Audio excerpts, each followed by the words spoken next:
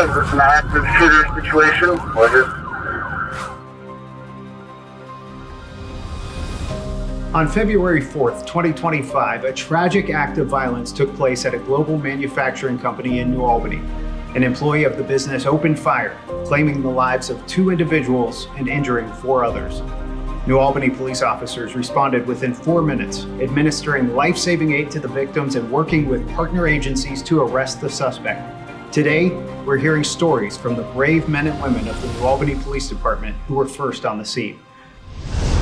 Thanks for watching. I'm your host, Josh Poland, joined now by New Albany Police Chief Greg Jones, Sergeant Kevin Deckup, Sergeant Ian McCord, Officer Sarah Vinca, Officer Drew Duncan, and Officer Christopher Suarez. Thank you all for joining us. Now, when the 911 call came in, with the exception of Chief Jones, you were all just starting your shift in roll call. Officer Vinca, I'd like to start with you. What was going through your mind as you got into your cruiser and drove to the scene? I think we were all on autopilot a little. We were just trying to get there as fast as we could. We get minimal information, especially with this call. It's just whatever dispatch relays to us, and we just knew that there was an active shooter. So I think we just knew the faster we got there, we can kind of see the situation for ourselves and then relay that back to dispatch that relays it to the other police departments that are coming in. Just keep pressure, keep breathing, okay? We got an ambulance en route, deep breaths. Okay, you're doing great. Not long after you arrived on scene, the body cam footage shows you attending to one of the victims. How were you able to maintain your composure in the midst of such a serious situation like that? I think muscle memory kicks in from prior experience and prior trainings that, you walk out the door, you see 2 victims, you just attend to them.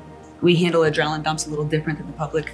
We're used to them. So I don't think it really kicks in what happened until after everything. So you start attending to them, you got 30 people behind you, you get the squads to where they need to be. And I think that just kind of all falls into place and you don't really think about it till afterwards. Sarge, do you want me back in or you want out here? Stay here. Got you. Stay here with this group. Yes, sir. Sergeant Deckup, the body cam footage showed Officer Vinca asking you if she should stay where she is or go somewhere else. What was your role in this and how were you delegating responsibilities? It started off as my job is to go for the active shooter, find out where he is.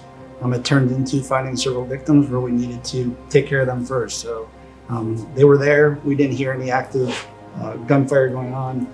Therefore, I had Officer Vinca stay with them due to them both being injured, wanting to make sure that we get the medics to them as soon as we can, and also protect those 30 people that were there. We're taking you to another building where you can stay warm. You're going to get ID, you're going to talk to our investigators real quick, and we're going to collect any identifying info from you, okay? Sergeant McCord, over 200 employees had to be evacuated from that business, and you were with them for quite some time until they could provide statements to police. What were some of the challenges you were facing with a crowd that large and really still not knowing if the shooter was still on site?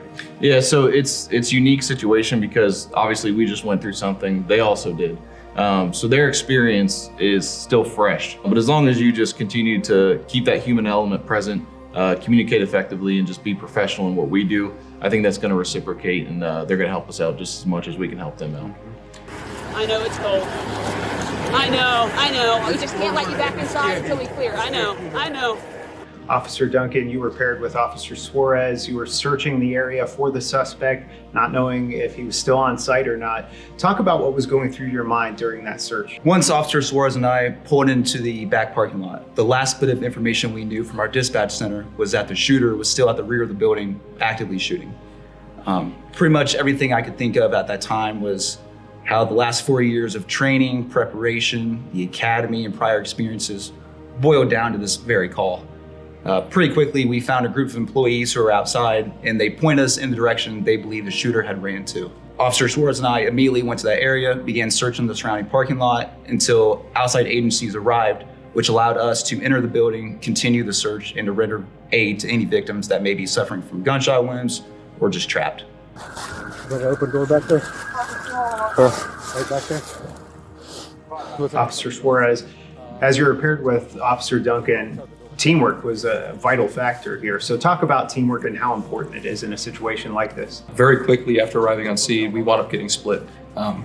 A witness on scene had said that they saw the shooter run in a certain direction. So Officer Duncan and I went in that direction to try and locate him, as the other 3 who were on scene went inside to secure that building and locate the victims who needed that medical attention. The only way we were able to split up the way we did was because we could trust each other. We were each going to do our own job. We would be able to communicate with each other over the radio. And even though we were apart, we were working as a cohesive unit still to bring peace to a pretty chaotic situation. They wrestled the gun away from one of the suspects, and they both got shot. I'm going to bring this over to Sarge. Chief Jones, what type of advice do you give your officers for situations like this? What Sarah said is exactly right. You fall back on your training, and I think that kind of takes over. That reaction, that kind of muscle memory takes over.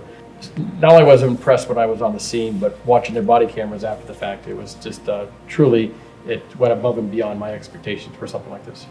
Chief Jones, team, thank you so much for the time, and thank you so much for what you do to serve and protect this community. If you'd like to learn more about the New Albany Police Department, including ways you can join this team as a dispatcher or officer, just head to newalbanyohio.org/police. Thanks for watching.